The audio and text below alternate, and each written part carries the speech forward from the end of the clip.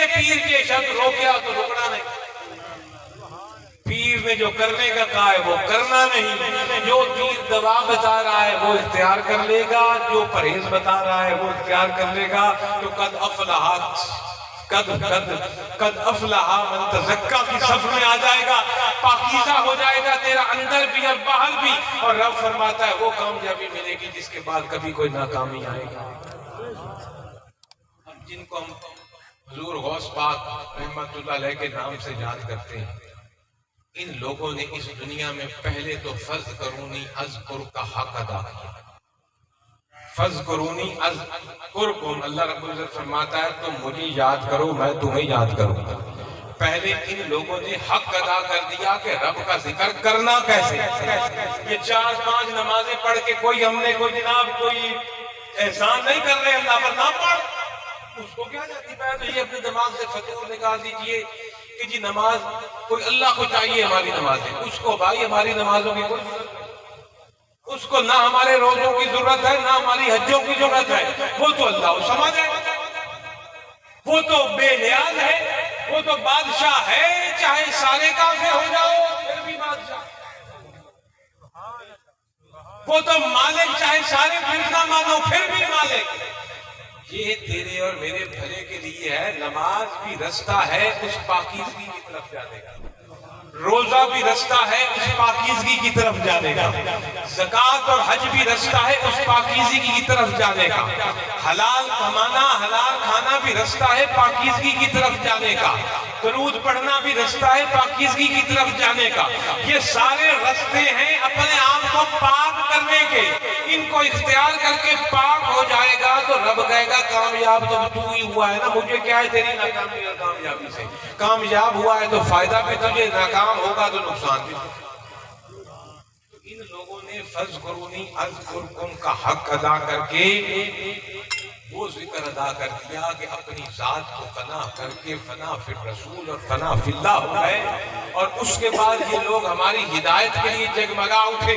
حضور غوث پاک کا اگر نام آج ستاروں کی طرح چمک رہا ہے تو دیکھو تو صحیح اس شخصیت نے کتنی تکلیفیں برداشت کی اس دین کے لیے.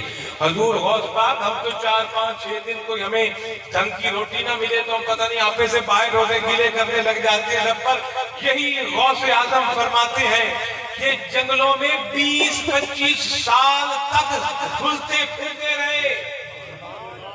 جنگلوں کے اندر حضور فرماتے ہیں میرے پاس ایسی چیز نہیں ہوتی تھی کہ کھائی جائے, درختوں کے پتے کھا کر بھوک مٹائی جاتی, گھاس کو چبا چبا کر اپنی بھوک ختم کی جاتی. ایسے کوئی پیرانے پیر نہیں بن گیا, غوث نہیں بن گیا, بدال نہیں بن گیا. یہ دکھوں کی بھٹی سے گزرے, آزمائشوں سے گزرے ہیں, پھر ان کو نوازا گیا ہے. میرے دوستو, حضور غوث پاک فرماتے ہیں کئی دن ایسے گزر جاتے تھے کہ میرے پاس کھانے کو کچھ نہیں ہوتا تھا. اور میرے بھائیو, آپ بچپن پیدائشی طور پر آپ فقیر تھے. یاد رکھیے, کوئی ہو قادری اور ہو جھوٹا اور نماز نہ پڑھے ہو ہی نہیں سکتا. نماز اور سچ قادری کی گھٹی ہے, گھٹی. تیرے اور میرا غوث پیرانے پیر 11ویں والا پیر جب ماں سے اجازت لے کر پڑھنے کے لیے گھر سے نکلا, 4-5-6 سال کا بچہ, رستے میں ڈاکو نے قافلے پر حملہ کر دیا, سب کو لوٹ لیا. ایک ڈاکو جب اس معصوم بچے کے پاس سے گزرا, پوچھتا ہوں بچے تیرے پاس کچھ ہے؟ تو بچہ کہتا ہے ہاں اشرفیاں ہیں. پھر دوسری دفعہ گزرا, ایسے مقام کا تذکرہ گزرا, تیرے بچے کچھ ہے؟ اس نے کہا اشرفیاں ہیں.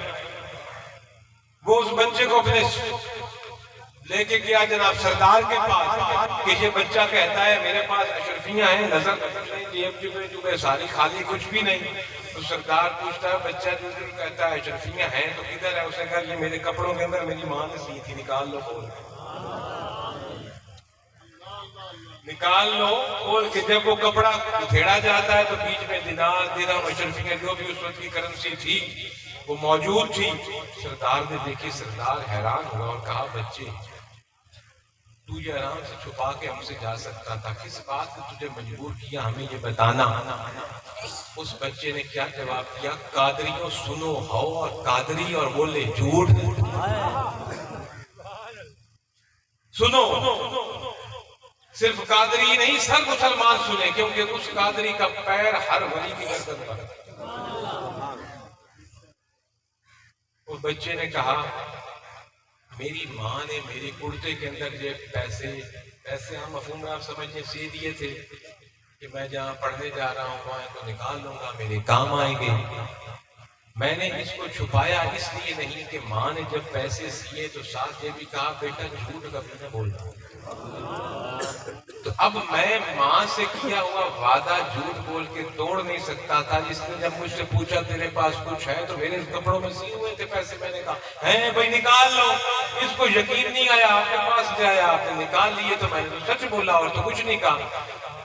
تو سردار تھا ڈاکٹر، اس نے اس معصوم 6 سال کے بچے کے ہاتھ پہ توبہ کی. اپنے پورے کے پورے ڈاکٹروں کے گروہ کے ساتھ، اور اس نے کہا کہ یہ بچہ اپنی ماں سے کیا ہوا وعدہ نبھانے کے لیے جھوٹ نہیں بول رہا. اور میں کلمہ پڑھ کے جو اپنے رب سے ایک وعدہ کیا تھا، لا الہ الا اللہ کہہ کر اللہ سے وعدہ کیا، محمد رسول اللہ کہہ کر رسول پاک سے وعدہ کیا، میں وہ وعدہ دن رات توڑ رہا ہوں. یہ بچہ ماں سے کیا ہوا وعدہ نہیں توڑ رہا. تو یہ وہ کرامت تھی جو تیرے اور میرے پیر غوث کی بچپن میں ظاہر ہوئی کہ پوری کافروں کی جماعت والا جو تھی وہ ہو گئی جناب، توبہ ہو گئی، اور وہ جناب سیدھے راستے پر چل پڑی، اور وہ ڈاکو داغی دنیا میں اللہ کا ایک ولی بنا جائے. اب یہ کرامت کی ہم جی جاتے ہیں جی، وہ جو آگ پہ چل پڑے بڑی کرامت جی، جو ہوا میں اڑے بڑی کرامت جی. تو یہ کرامتیں، یہ تو شعبدہ بازی ہے، یہ تو جادو ٹونے ہیں. سب سے بڑی کرامت شریعت پر چلنا، سب سے بڑی کرامت محمد رسول اللہ کا غلام بننا، سب سے بڑی کرامت کہ آپ کسی کو دیکھو کہ کامل ولی ہے، سر سے لے کر پاؤں تک محمد رسول اللہ کا دین نظر آئے، سمجھو ولی ہے، پیر ہے. نہ جھوٹ ہو، نہ دھوکہ ہو، نہ مرید کی جیب پہ نظر ہو، نہ پیسے بٹورنے کی خواہش ہو. ولی وہ ہے، داتا اجمیری نے کہا کہ سامنے پڑا ہوا سونے کا ڈھیلا اور مٹی کا ڈھیلا جس کی نظر میں برابر ہو جائے سمجھو پیر ہے، سمجھو پیر ہے. یہ مولا میں نے نہیں کہا، اللہ علی اجمیری داتا گنج بخش لاہور کے سردار نے کہا کہ ولی وہ ہے اس کے سامنے ایک طرف سونے کی اینٹ پڑی ہو، ایک طرف مٹی کا ڈھیلا پڑا ہو، اس کی نظر میں دونوں برابر ہو. ولی وہ ہے، پیر وہ ہے. یہ کرامتیں کوئی، یہ کرامت سب سے بڑی یہی کرامت ہے کہ دین نظر آئے، سب سے بڑی یہی کرامت ہے کہ شریعت نظر آئے، اور یہی تصوف ہے، یہی سب کچھ ہے. یہی انہی لوگوں سے ہم نے اپنے آپ کو وابستہ کرنا ہے. ان لوگوں کی محبت، ان لوگوں کے ادب کو ہم نے اختیار کرنا ہے تو پاکیزگی تک پہنچیں گے. یہی وہ ڈاکٹر ہیں جنہوں نے ہمارے باطن کو پاک کرنا ہے، کیونکہ یہ ڈاکٹر ان کا اپنا باطن پاک ہوتا ہے، ان کا اپنا تزکیہ نفس ہوتا ہے. تو انہی ڈاکٹروں نے جو پرہیز بتائیں اس کو اختیار کر لینا ہی فلاح ہے اور کامیابی ہے. یہ امیر خسرو کا آپ نے نام سنا ہوگا. آپ اگر جائیں نا نظام الدین اولیاء کے مزار پہ دہلی، اللہ رب العزت نے مجھے توفیق دی وہاں جانے. آپ کے مزار کے اندر ہی نا 2 قبریں اور ہیں. جب آپ حضور نظام الدین اولیاء کی قبر انور پر فاتح کے لیے جاؤ نا تو آپ کے مزار کے قدموں میں 2 قبریں ہیں. ایک امیر خسرو کی ہے اور ایک خواجہ سرا کی ہے، جس کو ہم اپنی زبان میں خسرا کہتے ہیں.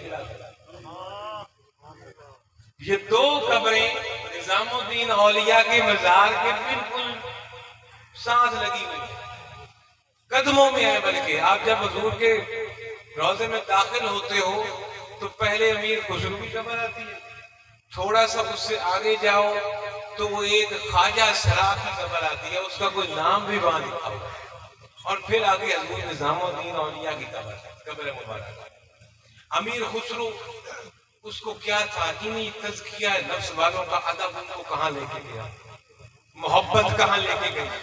میرے بھائیو، امیر خسرو تاجر تھے، بہت بڑے، بہت امیر و کبیر شخصیت تھی، تجارت کر کے واپس آ رہے تھے دہلی کی طرف۔ اس وقت کا لودھی بادشاہ جو تھا وہ ان کا بہت قریبی دوست تھا۔ امیر لوگوں کے بادشاہ دوست ہوتے ہیں، اور بادشاہ بھی امیر لوگوں کو دوست رکھتے ہیں۔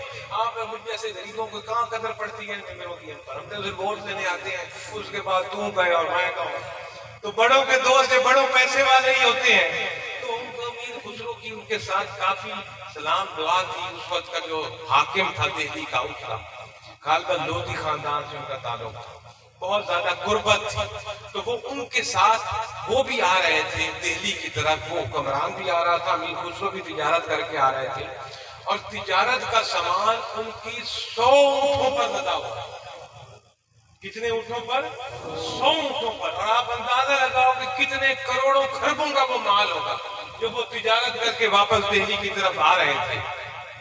تو بعض کتابوں میں آتا ہے کہ کچھ قوال، اور بعض کتابوں میں ہے کہ ایک سید زادہ جو تھا وہ حضرت نظام الدین اولیاء کے خدمت میں حاضر ہوا، اور اس نے اپنی کوئی سوال پیش کیا کچھ دینے کے لیے۔ نظام الدین اولیاء کا نام نظام الدین نہیں ہے، ان کا نام محمد ہے، اصل ان کا جو نام ہے وہ محمد ہے، اور والد کا نام احمد ہے۔ ان کا اصل نام تھا محمد بن احمد بن علی کے دادے کا نام علی تھا۔ میں نے اصل نام آپ کو بتا دیا۔ نظام الدین ان کا نام مشہور ہے، نظام الدین اولیاء، جیسے غریب نواز مشہور ہے، داتا حجویری مشہور ہے۔ اب داتا صاحب کا نام بھی تو علی ہے، علی بن عثمان ہے، تو یہ نام بزرگوں کے مشہور ہو جاتے ہیں۔ تو ان کا نام نظام الدین اولیاء مشہور ہے، حقیقت ان کا نام محمد تھا، باپ کا نام احمد تھا، اس حساب سے پورا نام ان کا محمد بن احمد بن علی۔ تو وہ سید زادہ ان کے پاس آیا، اس نے کچھ مانگا۔ حضور نظام الدین اولیاء کا یہ طریقہ ہوا کرتا ہے، ان کو مرید کتنا بھی نذرانہ دیتے تھے نا۔ اب سنو، پیر ہوتا ہے، پیر وہ ہوتا ہے جو ان نذرانوں کو لے کے نا آگے بانٹتا ہے، لنگر چلاتا ہے، جو آگے لنگر چلاتا ہے۔ یہ نذرانے ایسے پیروں کو دیا کرو جو آگے لنگر چلائیں، نہ کہ اپنی جیبیں بھریں۔ تو نظام الدین اولیاء کا یہ معمول ہوتا تھا کہ ان کو جتنے پورے دن میں نذرانے ملتے تھے نا مریدین کی طرف سے، وہ سارے کے سارے شام ہونے سے پہلے وہ آگے لنگر میں بانٹ گیا۔ تو وہ سید زادہ مدد کے لیے آیا، تو وہ ان چند دنوں میں ایسے حالات ہوئے کہ کوئی نذرانہ نہیں آیا، تو ان کو کچھ ملا نہیں شام تک۔ تو انہوں نے کہا بھائی میرے گھر میں تو کچھ بھی نہیں ہے، نہ کھانے کو بھی کچھ نہیں ہے، جو دیتا ہے تو لنگر چلا دیتا ہوں، لنگر بانٹ دیتا ہوں، جس دن نہیں دیتا میں ایسے ہی بیٹھا رہتا ہوں، تو میرے پاس تو کچھ نہیں ہے۔ تم اس طرح کرو، میرے پاس ایک جوتا غافر ہے، ایک میں استعمال کرتا ہوں، ایک غافر ہے، وہ میرا جوتا لے جاؤ، کہیں جا کے بیچ دینا، تمہیں کچھ مل جائے گا۔ اس نے بڑے بھارے دل سے جوتا لے تو لیا، دل میں یہ سوچا اچھا چنگا پیر ہے بھائی، آپ بھی لگتی ہوئی جتی جتی سوچ، چلو اس نے جوتا لے لیا، وہ جوتا لے کے چل پڑا۔ وہ جدھر سے جو امیر خسرو قافلہ لے کر آ رہے تھے 100 اونٹوں کا، وہ وہاں رات کو قیام کیا، تو وہ سید زادہ بھی وہیں کہیں ارد گرد وہیں سویا ہوا تھا۔ تو امیر خسرو نے اپنے اس لودھی بادشاہ دوست کے کہا کہ یار مجھے اپنے پیر کی خوشبو آ رہی ہے۔ میں کہتا ہوں جن کی تاریں لگی ہوتی ہیں نا تصوف کی، پاکیزگی کی، مجھے اپنے پیر کی خوشبو آ رہی ہے۔ تمہارا وہم ہے؟ انہوں نے کہا میں نے نیند نہیں آ رہی، مجھے میرے پیر کی خوشبو یہیں کہیں سے آ رہی ہے۔ تو وہ اٹھے، انہوں نے ڈھونڈنا شروع کیا، کوئی بندہ کو آیا، کوئی دلی سے کو آیا ہو، دلی سے کو آیا ہو۔ تھوڑا بہت انہوں نے ارد گرد کی سرائیں ہوتی تھی جہاں قافلے ٹھہرے ہوتے تھے، تو سرائے میں ڈھونڈا، تو ایک بندے نے کہا جی کہ میں دلی سے آیا ہوں اور رات پڑ گئی ہے، یہاں رکا ہوں۔ امیر خسرو اس کو اپنے پاس بٹھایا، پوچھا بھائی دلی گئے تھے، سناؤ نظام الدین اولیاء سے ملے؟ نے کہا جی ملا، ان کی محفل میں گیا، بیٹھا بھی رہا، وہاں سے کچھ ملا. انہوں نے کہا جی حضور نے اپنا اترا ہوا پرانا جوتوں کا جوڑا دے دیا، وہ میرے پاس ہے، اور کہا اس وقت تو میرے پاس کچھ نہیں بھائی، یہی قبول کرو، خالی ہاتھ مت جاؤ، اس کو کہیں بیچ دینا تو تیرا درگزر بسر ہو جائے گا. اس نے یہ لفظ کہے. امیر خسرو نے کہا جب اس نے حکم دیا تھا بیچ لوں گا تو مجھے بیچو گے؟ مجھے بیچو گے؟ اس نے کہا حضرت آپ لے لیں. اس نے حضرت آپ لے لیں. تو فرمایا کتنے کا بیچو گے؟ اس نے کہا جی کہ میں اب اس کی پرانی جوتی کی کیا قیمت بتاؤں. امیر خسرو نے کہا تمہارے لیے پرانی جوتی ہوگی، میں تو اس کی قیمت نہیں لگا سکتا کہ اتنے کی دو گے مجھے. ہاں یہ کہہ سکتا ہوں کہ میرے پاس اس وقت جو کچھ ہے وہ لے لو اور یہ جوتا مجھے دے دو. اس نے کہا حضرت آپ کے پاس اس وقت کیا کچھ ہے، کیا دے سکتے ہو؟ وہ اس کو اٹھا کر باہر لے کر کہا یہ جو 100 اونٹ نظر آ رہے ہیں میں تو اس وقت انہی کا مالک ہوں، اور ان پر لدا ہوا یہ کروڑوں اربوں کا جو مال ہے اس کا مالک ہوں. اگر یہ لے کر یہ تحفہ مجھے دے دو تو بڑی غنیمت اور احسان ہوگا مجھ پر. اس سیاح زادے نے کہا حضرت ایک پرانی جوتی کروڑوں کے مال کے بدلے آپ لینا چاہتے ہو؟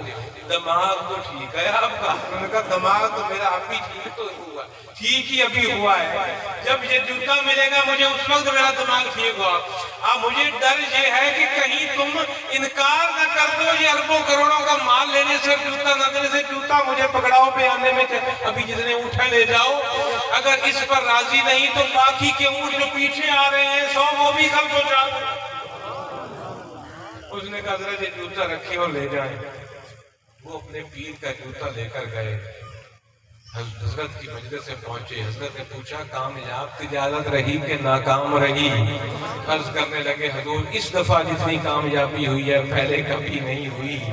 یہ جوتا ہے اس تجارت کے بدلے میں جو آپ نے اس شخص کو دے دیا، اس نے میرے ہاتھ پر بیچ دیا. حضرت نے فرمایا اس کی نیت مال پر تھی، جوتے نے اس کو کروڑوں دے دیے. تیری نیت مال پہ نہیں تھی، کہیں نگاہ آگے تھی. اللہ تجھے وہ دے گا ان جوتوں کے صدقے. تو اس نے کہا حضور صرف اتنی گزارش ہے کہ جس کے جوتے ہیں اسی کے پاؤں میں قبر کی جگہ مل جائے. آج جو بھی دہلی شہر میں جاتا ہے، حضور نظام الدین کے عرس پر جاتا ہے، حضور نظام الدین کی بارگاہ میں حاضری دینے کے لیے جاتا ہے، پہلے خسرو کی قبر آتی ہے، پھر حضور کا مزار آتا ہے. اور جو دوسرا خواجہ سرا تھا، جو دوسری اس خواجہ خرا کی قبر آپ کے ساتھ ہے، جس کو آپ ہماری لفظ میں کن کن برے لفظوں سے یاد کیا جاتا ہے، لیکن ان بیچاروں کا کیا قصور ہے؟ اللہ نے بنایا ان لوگوں سے محبت کیا کرو، ان لوگوں کو کام پہ رکھا کرو. یہ ناچ گانے پہ وہ ایسے لگ جاتے ہیں، جب ان کو کام کروایا کرو، ان کو نوکری دیا کرو. اب تو حکومت نے بھی ہر نوکری، ہر محکمے کے اندر ایک سیٹیں بھی مقرر کر دی ہیں ان کے لیے، باقی دنیا میں بھی ہیں اس طرح. تو میرے محترم بھائیوں، یہ جو خواجہ سرا تھا نا، اس نے حضور نظام الدین اولیاء کا مرید ہوا تھا، اور صرف ایک وعدہ لیا تھا. میں تفصیل میں نہیں جاتا کہ کس طرح مرید ہوا، تو آپ کتابوں میں دیکھ سکتے ہو جا کے. اس نے صرف ایک وعدہ لیا تھا کہ حضور جس دن آپ نے وصال فرمانا ہے نا، مجھے بھی اسی دن دنیا سے. اس نے صرف یہ حضور سے وعدہ کیا تھا. حضور نے کہا تو ٹھیک ہے. کچھ عرصے کے بعد جب حضور نظام الدین اولیاء حضرت محمد بن احمد بن علی رحمۃ اللہ علیہ کا وصال ہوا، اس نے سنا کہ حضرت تو دنیا سے وصال فرما گئے اور فتنے بجے ان کا جنازہ ہے. یہ بھاگا اور پہنچا. لوگوں نے نفرتاً روکا کہ رک جاؤ، جیسے دوسروں سے ہم نفرت کرتے ہیں. اس کا کیا قصور ہے بھائی؟ اللہ نے اس کو بنایا، نفرت کیوں کرتے ہو کسی سے؟ محبت ہمیں بانٹ کر ان لوگوں کی اصلاح کر کے ان کو بھی اپنے زندگی کا حصہ بنانا چاہیے. ان لوگوں کو بھی ہمیں کام دینے چاہیے، کام دینے چاہیے، تاکہ وہ ہماری طرح ایک نارمل زندگی گزار سکے جیسے کہ ہم گزار رہے ہیں. تو جناب والا اس نے کہا مجھے میرے مرشد کے پاس جائے. بات کیا؟ نے کہا نہیں، انہی کے پاس جا کے حضور کی چارپائی کے پاس پہنچا اور کہنے لگا حضور آپ چلے گئے، اپنا وعدہ تو یاد کرو.